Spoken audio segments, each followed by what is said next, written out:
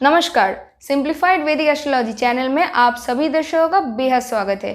29 अप्रैल 2022 में शनिदेव अपना राशि बदल के एक्वेरियस यानी कुंभ राशि में प्रवेश करने वाले हैं और अगले 2.5 साल के लिए इस राशि में रहने वाले हैं। तो अगर आप लोगों का राशि या फिर लग्न अगर धनु यानी सेजिटेरियस है तो शनिदेव इस पर्टिकुलर 2.5 साल के टाइमिंग में आपके लाइफ को किस तरीके से प्रभावित करने वाले हैं और क्या क्या घटनाएं शनिदेव आपके लाइफ में लेके आने वाले हैं, इसके विषय में पूरा डिटेल्स में इस वीडियो में मैं बताने वाली हूँ। तो अगर आप लोग मेरे चैनल पे कोई भी नए व्यूअर्स है और अभी तक सब्सक्राइब नहीं किया है तो प्लीज़ मेरे चैनल को सब्सक्राइब कर लीजिए एंड नोटिफिकेशन यानी बेल आइकन को ज़रूर ऑन करके रखिए ताकि जब भी मैं कोई भी नया वीडियो बनाऊँ उसका नोटिफिकेशन आप लोगों तक पहुंच सके। तो चलिए अब हम लोग आज के टॉपिक पे बात करना शुरू करते हैं। तो ये जो वीडियो मैं बना रही हूँ वो अगर आप लोगों का राशि या फिर अगर आप लोगों का लग्न अगर सेजिटेरियस यानी धनु है तो आप दोनों के लिए ही एप्लीकेबल है। तो आप लोगों के लिए शनिदेव आपके 3rd हाउस में प्रवेश करने वाले हैं और अगले 2.5 साल के लिए रहने वाले हैं। तो 3rd हाउस जो है वो हमारे एफर्ट को रिप्रेजेंट करता है, कंपटीशन को रिप्रेजेंट करता है, long distance travelling, our skills of hand यानी अगर हम लोग हाथ से कोई भी काम करते हैं, जो भी स्किल होता है हमारे हाथ में, फॉर एग्जांपल राइटिंग, पेंटिंग या फिर कोई हम लोग मूर्ति को क्राफ्ट करते हैं, तो इन सभी चीज़ों को यानी क्रिएटिव सेल्फ एक्सप्रेशन को जो कि हम लोग हाथ से करते हैं इसको रिप्रेजेंट करता है। साथ ही में अगर हम लोग मतलब शॉर्ट डिस्टेंस ट्रैवलिंग को रिप्रेजेंट करता है, अगर हम लोग का छोटा कोई भाई बहन है या फिर कजिन ब्रदर सिस्टर है और हमारे नेबर्स को रिप्रेजेंट करता है और हमारे फ्रेंड्स को भी रिप्रेजेंट करता है।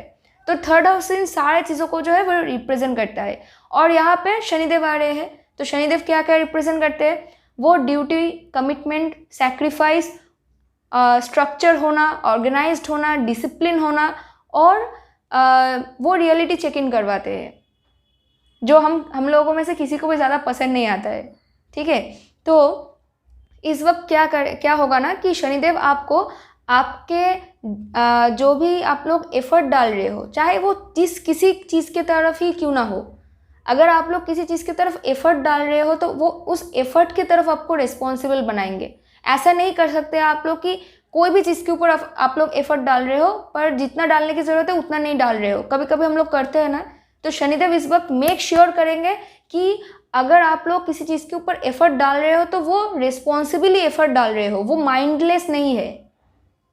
दूसरा चीज़ होगा कि शनिदेव इस वक्त आपको ट्रैवलिंग की तरफ इन्वॉल्व ट्रैवलिंग करवाएंगे बहुत ज़्यादा, चाहे वो शॉर्ट डिस्टेंस हो या फिर लॉन्ग डिस्टेंस हो, ट्रैवलिंग करना पड़ेगा। इस वक्त आपको आपके सिबलिंग्स की तरफ बहुत ज़्यादा ध्यान देना पड़ेगा, शायद उनको किसी चीज़ की ज़रूरत है, आपको अपने नेबर्स की तरफ ध्यान देना पड़ेगा, शायद उनको किसी चीज़ की ज़रूरत है, कोई हेल्प चाहिए आपसे, कोई उपदेश चाहिए, क्योंकि 3rd हाउस जो है वो उपदेश को भी रिप्रेजेंट करते हैं। तो शायद आपसे कोई सलाह परामर्श चाहिए तो वो लोग देखेंगे कि आपके पास बहुत ज़्यादा आएंगे तो आपको उनको टाइम देना पड़ेगा। अगर उनको कोई चीज़ चाहिए उनकी तरफ आपको ड्यूटीफुल होना पड़ेगा, कमिटेड होना पड़ेगा। ठीक है, अब देखिए कि 3rd हाउस क्योंकि हमारे क्रिएटिव सेल्फ एक्सप्रेशन को भी रिप्रेजेंट करता है तो शनिदेव आपके 3rd हाउस से आपके 5th हाउस में भी दृष्टि डाल रहे हैं, क्योंकि शनिदेव का 3 स्पेशल दृष्टि होता है। शनिदेव जिस किसी भी घर में प्रवेश करते हैं उस घर से लेके 3 नंबर, 7 नंबर और 10 नंबर घर में अपना दृष्टि डालते हैं और उन घरों को प्रभावित करते हैं। तो क्योंकि शनिदेव आपके 3rd हाउस में है तो वो आपके 5th हाउस में दृष्टि डाल रहे हैं, आपके 9th हाउस पे दृष्टि डाल रहे हैं और आपके 12th हाउस पे दृष्टि डाल रहे हैं। तो 5th हाउस जो है वो भी हमारे क्रिएटिव सेल्फ एक्सप्रेशन को रिप्रेजेंट करते हैं, वो हमारे बच्चों को रिप्रेजेंट करते हैं, हमारे एडुकेशन को भी रिप्रेजेंट करते हैं। तो इस वक्त आपको अपने एडुकेशन की तरफ बहुत ज़्यादा एफर्ट डालना पड़ेगा। अगर आप लोग क्रिएटिव कोई भी ऐसा फील्ड में हो जहाँ पे आपको क्रिएटिवली अपने आप को सेल्फ एक्सप्रेस करना पड़ता है, फॉर एग्जांपल आप लोग सेल्स में हो या फिर आप लोग अगर पॉलिटिक्स में हो, नहीं तो अगर आप लोग कोई स्पोर्ट्स में हो तो उसके तरफ उस चीज़ को एक चीज़ को अचीव करने के लिए आपको बहुत ज़्यादा एफर्ट डालना पड़ेगा। तभी जाके वो चीज़ आप अचीव कर सकते हो। अगर आप एजुकेशनल फील्ड में हो, क्योंकि 5th हाउस हमारे एजुकेशन को भी रिप्रेजेंट करता है, तो अगर आप एजुकेशन फील्ड में हो तो आपको अपने एजुकेशन की तरफ बहुत ज़्यादा ध्यान देना पड़ेगा, ड्यूटीफुल होना पड़ेगा, स्ट्रक्चर्ड, ऑर्गेनाइज्ड एंड डिसिप्लिन्ड होना पड़ेगा उस चीज़ को पाने के लिए। नहीं तो अगर आप लोग पेरेंट्स हैं तो आपको अपने बच्चों की तरफ बहुत ज़्यादा ड्यूटीफुल, कमिटेड एंड सैक्रिफिशियल होना पड़ेगा। आपको अपने बच्चों की एडुकेशन की तरफ बहुत ज़्यादा ध्यान देना पड़ेगा।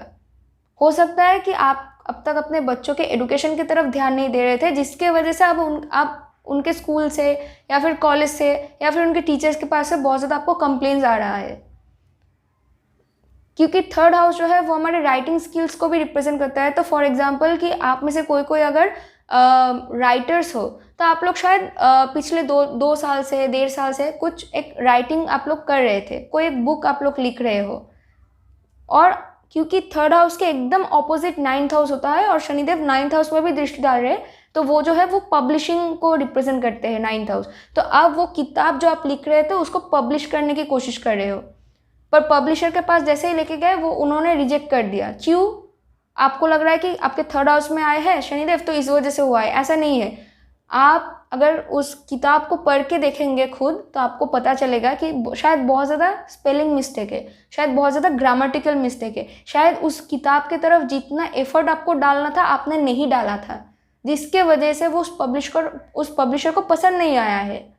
सिंपल सा रीज़न है। शनिदेव कर्म फल देता है। जैसा एफर्ट आप अपने कर्मों की तरफ डालोगे, जैसा कर्म आप करोगे वो आपको वैसा ही फल देंगे। तो ये शनिदेव की वजह से नहीं हो रहा है, वो आपके वजह से हो रहा है। अगर आप स्पोर्ट्स में हो या फिर कोई कंपटीशन में अगर आप लोगों ने हिस्सा लिया था, आप फेल्ड हो गए, इसका मतलब ये नहीं है कि शनिदेव आपके 3rd हाउस में आए हैं तो इसके वजह से ऐसा हो रहा है। आप इनफ प्रिपेयर्ड नहीं थे, इसके वजह से ऐसा हुआ है। तो आपको इनफ प्रिपरेशन करना पड़ेगा। शनिदेव आपको प्रिपेयर करते हैं ताकि आप उस चीज़ की तरफ मास्टर हो सको। ये चीज़ आपको समझना पड़ेगा।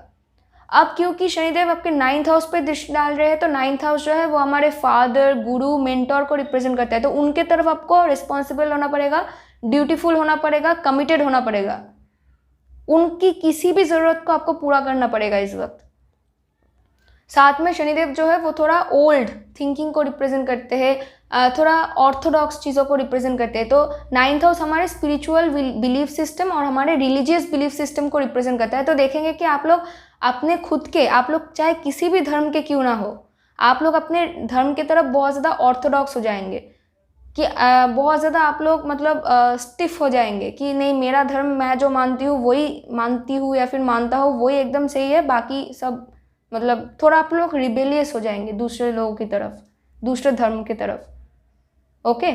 एंड 9th हाउस हमारे higher learning, higher studies, higher philosophy को भी रिप्रेजेंट करता है। तो इस वक्त अगर आप लोग एजुकेशन PhD के लिए अगर आप लोग अप्लाई करना चाहते हो, MSc मास्टर डिग्री के लिए अप्लाई करना चाहते हो तो, और उसके लिए अगर आप लोग मूवमेंट करना चाहते हो किसी लॉन्ग डिस्टेंस प्लेस में, तो उसकी रिगार्डिंग भी ये समय बहुत ज़्यादा अच्छा है, क्योंकि आपके 3rd और 9th हाउस का जो एक्सेस है short distance and long distance travelling का, वो एक्टिव है इस वक्त।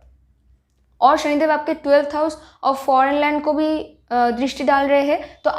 तो शनिदेव का जो 10 नंबर जो भी दृष्टि होता है उसके थ्रू, उस हाउस के थ्रू कार्मा जो है वो रिवील होता है। तो इस वाले पर्टिकुलर टाइमिंग में जो भी आपका कार्मा रिवील होगा ना, वो आपके 12th हाउस के रिगार्डिंग होगा। मतलब फॉरेन लैंड में अगर आप लोगों का करंट महादशा और अंतर्दशा लॉर्ड अगर इंडिकेशन दे रहे हैं तो हो सकता है कि आप लोग अक्रॉस द सी किसी फॉरेन लैंड में आप लोग मूव कर सकते हो, चाहे वो आपके एजुकेशन के लिए हो, चाहे वो आपके जॉब के लिए हो, चाहे वो आपके गुरु या फिर मेंटोर के लिए हो, कुछ किसी भी रीज़न के वजह से क्यों ना हो। शायद फॉरेन लैंड से, शायद किसी MNC से आपको कोई काम के लिए अपॉर्चुनिटी मिल सकता है, ना तो आपको मूव करना पड़ सकता है। फॉरेन पीपल बहुत के साथ आप लोगों का कोई कांटेक्ट हो सकता है इस वक्त। और 12th हाउस क्योंकि हमारे नींद को भी रिप्रेजेंट करता है तो आपके नींद में डिस्टर्बेंस आ सकता है। ओके। तो ये रहा कि शनिदेव आपके लाइफ को किस तरीके से प्रभावित करेंगे अगले 2.5 साल के लिए। होपफुली कि ये वीडियो अच्छा लगा है आप लोगों को। और ये इस वीडियो में मैंने जो भी चीज़ों को बताया है, ये पर्टिकुलर चीज़ें जो है वो एक जेनरलाइज्ड एनर्जी है जब शनिदेव आपके ट्रांजिट करते करते जब आपके 3rd हाउस में आते हैं तो इन जनरल वो क्या क्या चीज़ों को लाते हैं और उनका इन जनरल एनर्जी क्या होता है। अब ये ट्रांजिट का रिजल्ट कितना हद तक आपके लाइफ के साथ मैच करेगा ये डिपेंड करेगा कि आपका पर्टिकुलर हॉरोस्कोप कैसा है, आपके पर्टिकुलर हॉरोस्कोप में करंट महादशा और अंतर्दशा लॉर्ड कौन कौन है, उनका पोजीशन कैसा है, आपके 3rd हाउस में अष्टक वर्ग का स्कोर कैसा है, वो कम है कि ज़्यादा है कि न्यूट्रल है, उसके ऊपर डिपेंड करता है।